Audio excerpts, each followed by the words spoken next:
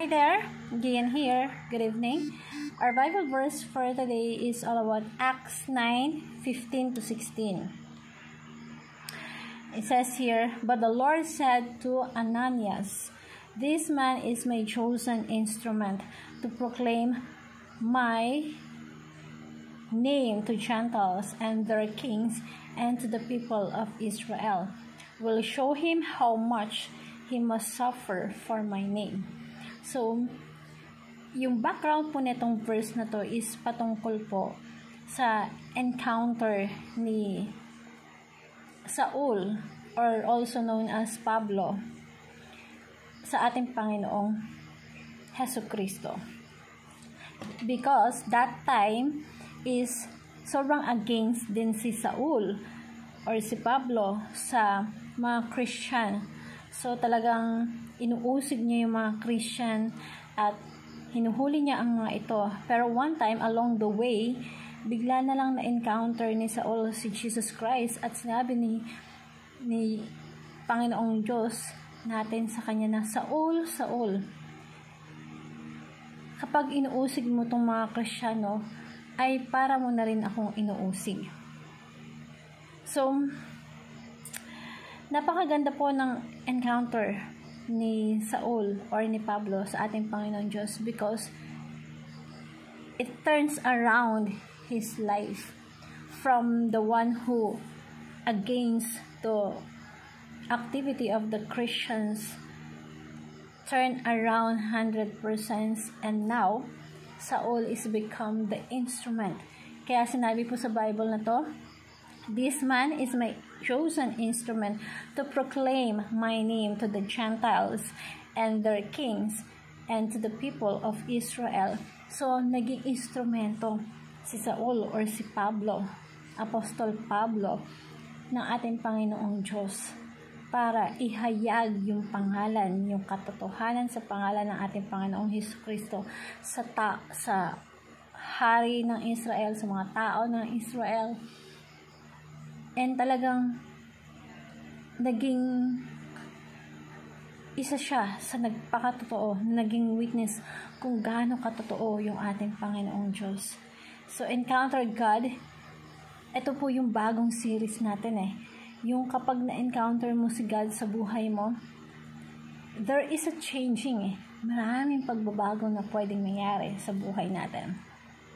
And since na makilala natin ang ating Panginoong Jesucristo, lumalalim yung pagbabago na nangyayari sa buhay natin.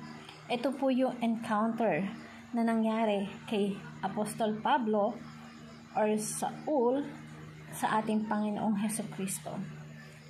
So, napakaganda po ng encounter niya kay God. And those who encounter God becomes the instrument of God because gagawin ng Panginoong Diyos na isa ka sa makaka-witness ng katotohanan at magiging instrumento ka para ihayag yung gospel, yung word of God sa ibang tao. Those who encounter God becomes the powerful witness of our Lord Jesus Christ. When you encounter God, talagang mararamdaman mo na kinakausap ka ng ating Panginoong Jesucristo, na magiging witness ka at gagawin mong magpakatotoo ka, na ipapatotoo mo na ating Panginoong Jesucristo kung gaano siya katotoo. Pag nakilala ng mga tao, parang si Pablo, nung pag nakikita nila si Pablo, ang nakikilala nila si Kristo. Ang tinuturo kasi ni Pablo, si Jesus, yung anak ng Diyos. Ito yung tunay na Diyos. Ito yung tunay na makapangyarihan sa lahat. Ganun lagi yung bukang bibig ni Pablo. And those who encounter God become willing to suffer from the mission. Na minsan itataya mo yung mga bagay na gusto mong gawin, hindi mo gagawin para magawa mo yung dapat para sa kaluguran ng ating Panginoong Diyos. Or minsan kailangan mong bawasan yung pagka-busy sa buhay mo at magbigay ng time para sa ating Panginoon Diyos. So, may mga bagay tayong kailangan is sacrifice. Counter God by taking God's word seriously. When you do the devotion, hindi lang basta, okay, nalaman mo yung word of God. Okay, feel good ka kasi nalaman mo yung word of God. Hindi.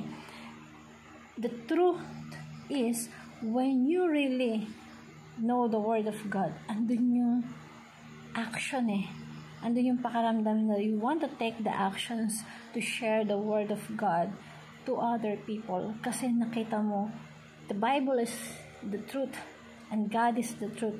You want to share the truth to other people. So, let's introduce to other people and let's talk to other people about God. How truth our God is. Sacrifice willingly for the mission work.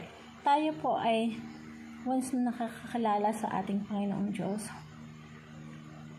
minsan kahit nga sarili mong pera or yung mga talagang real Christian talaga, yung mananampalataya, talagang sinasacrifice nila yung pera nila para lang magawa nila yung work, yung reveal nila yung word of God sa mga tao.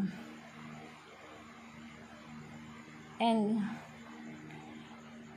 para sa ikaluluguran ng or advancement of the kingdom of God. Sometimes, may mga bagay ka na kailangan i-give up, yung mga gusto mong gawin, yung mga nakasanayan kang gawin, kailangan mo i-give up yun para dun sa mission na meron ka. Kaya kung nasan ka man, kahit nasa bahay ka, tandaan mo, meron kang mission na gagawin at pwedeng gawin. At kaakibat nun, may sacrifice talaga. Hindi mawawala yan. And hope this Bible verse, you will learn a lot. And I want to share to you this prayer. Father, please pierce me with your word. Do not let me hurt, but do not hurt be a callous. Take me away from the heart of stones and let me respond to you with the heart of flesh. Turn my life around. Make me powerful witness, a person who sacrifice willingly for the missionary work. In Jesus' name, amen. Hope you like my verse. Thank you and God bless everyone.